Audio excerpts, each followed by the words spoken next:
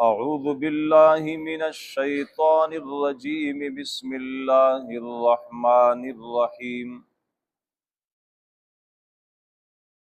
وَأُحِلَّ لَكُم مَّا وَرَاءَ ذَلِكُمْ أَن تَبْتَغُوا بِأَمْوَالِكُمْ مُحْسِنِينَ غَيْرَ مُسَافِحِينَ۔ سورہ نساء آیت نمبر 24 کا دوسرا حصہ ہے۔ دوسرے حصے کا پہلے حصے کے ساتھ ربط یہ ہے کہ پہلے حصے میں 2 حکم اور اس حصے میں تیسرا حکم۔ خلاصہ اس حصے کا یہ ہے کہ محرمات کا جو تذکرہ سابقہ آیاتوں میں ہوا، آیت نمبر 23 میں محرمات کا تذکرہ ہوا، اسی طرح آیت نمبر 24 کے اول میں بھی محرمات کی ایک قسم کا تذکرہ ہو گیا۔ اب یہاں فرمایا جا رہا ہے وَأُحِلَّ لَكُم مَّا وَرَاءَ ذَلِكُمْ، جن محرمات کا تذکرہ ہو گیا ان کے علاوہ تمہارے لیے حلال ہے۔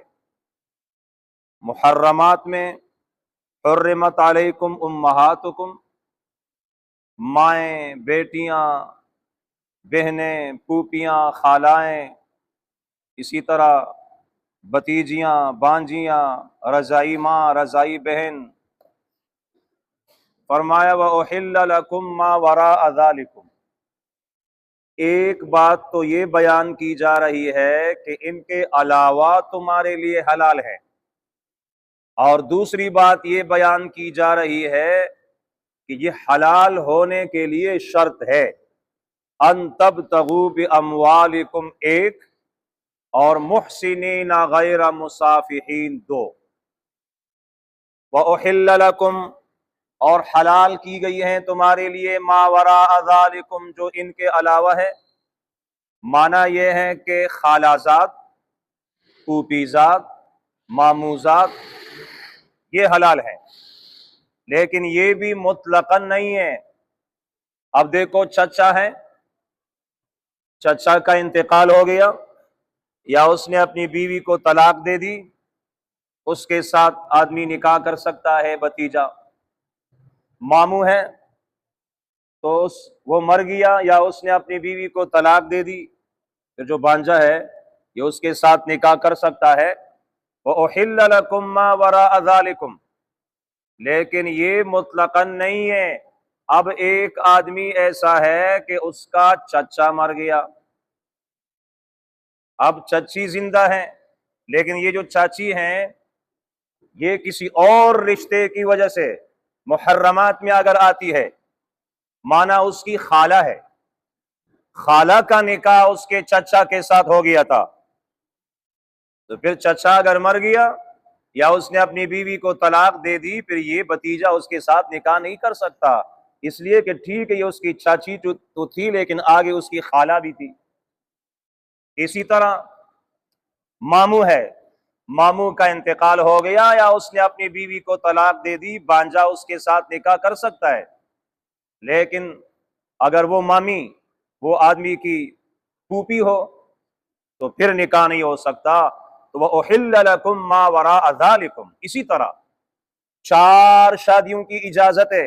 وَأُحِلَّ لَكُم مَّا وَرَاءَ ذَلِكُمْ کا مطلب یہ نہیں ہے کہ 4 سے زیادہ بھی جائز۔ وَأُحِلَّ لَكُم مَّا وَرَاءَ ذَلِكُمْ معنی یہ ہے کہ چچا زاد ہے، ماموں زاد ہے، خالہ زاد ہے، پھوپھی زاد ہے۔ اسی طرح متبنہ ہے، منہ بولا بیٹا، اس نے اپنی بیوی کو طلاق دے دی یا وہ مر گیا تو اس کی بیوی کے ساتھ وہ آدمی نکاح کر سکتا ہے جس نے اس کو اپنا بیٹا بنایا تھا۔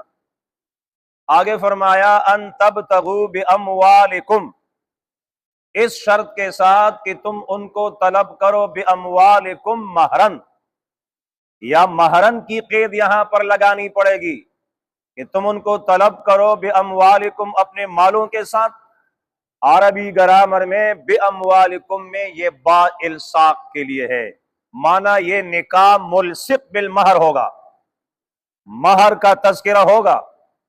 ہاں اگر نکاح میں مہر کا تذکرہ نہیں ہوا، ایجاب و قبول ہو گیا اور ایک آدمی بھول گیا، مہر کا تذکرہ نہیں کیا، تو پھر بعد میں مہر مثل کی ادائیگی ہوگی۔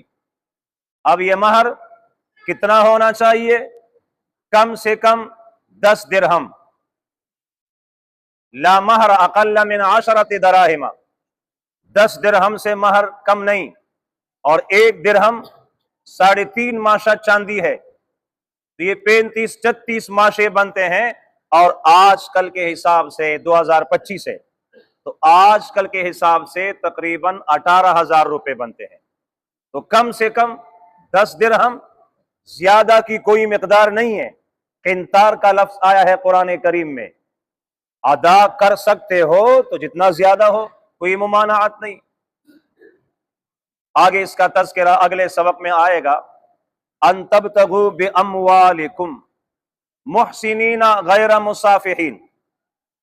یہ جو باموالکم میں مہرن کی قید لگائی گئی، یا وہ ہو یا محسنین غیر مصافحین، اس سے ایک بہت بڑے اعتراض کا جواب ہو گیا کہ جی ان تبتغوا باموالکم، کہ ان عورتوں کو طلب کرو مالوں کے ذریعے سے، تو مال دیکھ کر آدمی زنا بھی کرتا ہے، مال دے کر آدمی زنا بھی کرتا ہے، تو یہ جائز ہوگا؟ فرمایا محسنین، نکاح کی قید میں لانے والے ہو، غیر مصافحین، اور زنا کرنے والے نہ ہو۔